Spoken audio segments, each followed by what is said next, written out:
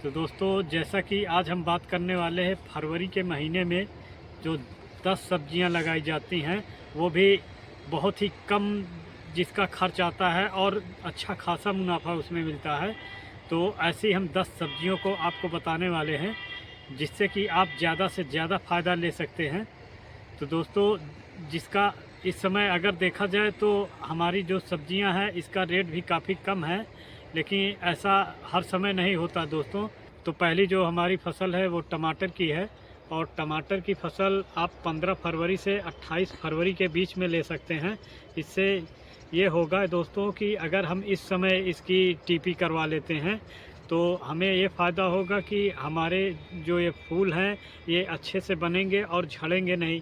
क्योंकि बाद में अगर हम इसकी टीपी करवाते हैं तो बाद में टेम्परेचर बहुत ही ज़्यादा हो जाता है, और टेम्परेचर जब अधिक हो जाता है तो हमारे फूल ये झड़ने लगते हैं, तो इसमें हमारा उत्पादन काफ़ी घट जाता है और उस समय फंगस का भी अटैक कम होता है दोस्तों।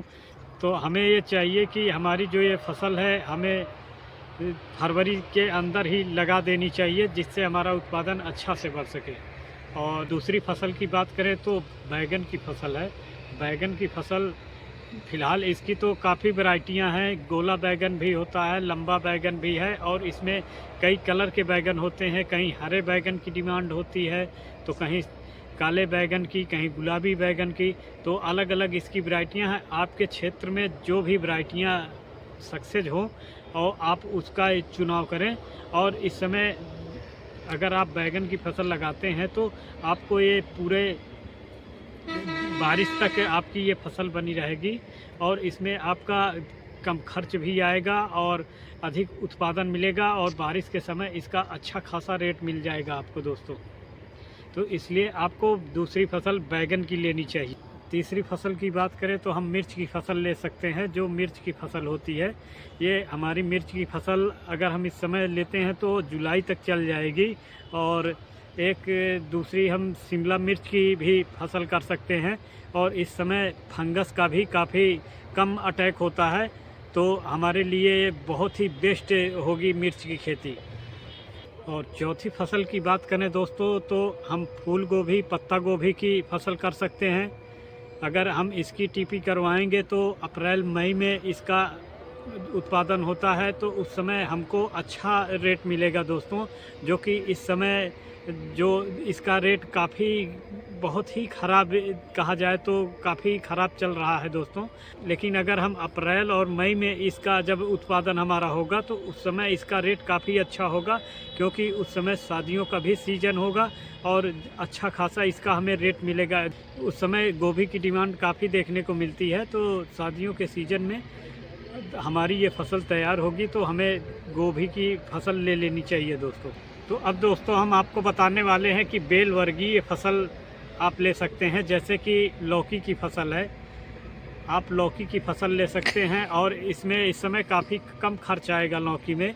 आप इसको जैसे कि बारिश के सीज़न में होता है तो हम लौकी को ज़मीन पे नहीं ले सकते, लेकिन अगर इस समय हम चाहें तो उसको ज़मीन पर भी ले सकते हैं, और इसमें हमें एक्स्ट्रा कोई खर्च नहीं करना पड़ेगा। तो हम लौकी की भी फसल ले सकते हैं। और जो हमारी अगली फसल है तो ये हमारी अगली फसल करेली की है।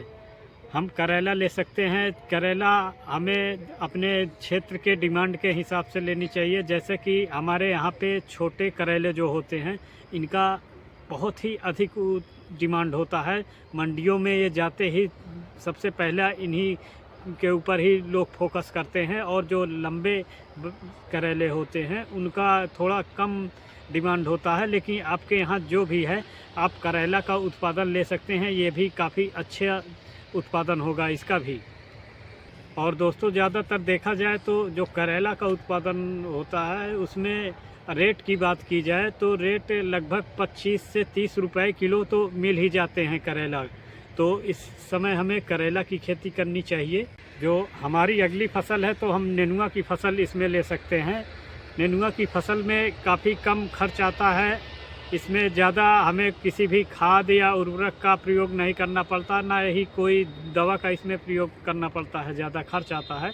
तो हमें नेनुआ की फसल ले लेनी चाहिए, ये भी हमारे लिए बहुत ही अच्छा होगा और लंबे समय तक ये चलने वाला है। और इससे ये होता है कि हमारी जो प्रतिदिन के खर्च हैं वो हमेशा निकलते रहते हैं नेनुआ से, और इसकी तोड़ाई हम रोज़ करते हैं, तो ये हमारे लिए बहुत ही बेस्ट होगा। और आप बीन्स की भी खेती कर सकते हैं, बीन्स भी बहुत अच्छा उत्पादन देता है दोस्तों। और इसके साथ आप चाहें तो खीरा की फसल कर सकते हैं, खीरा भी लगातार तुड़ाई करने वाली फसल है और इसका भी उत्पादन गर्मियों में बहुत ही अच्छा होता है दोस्तों। तो दोस्तों आपको ये वीडियो कैसी लगी? अगर वीडियो अच्छी लगी है तो लाइक करें, सब्सक्राइब करें और ज़्यादा से ज़्यादा लोगों तक शेयर करें।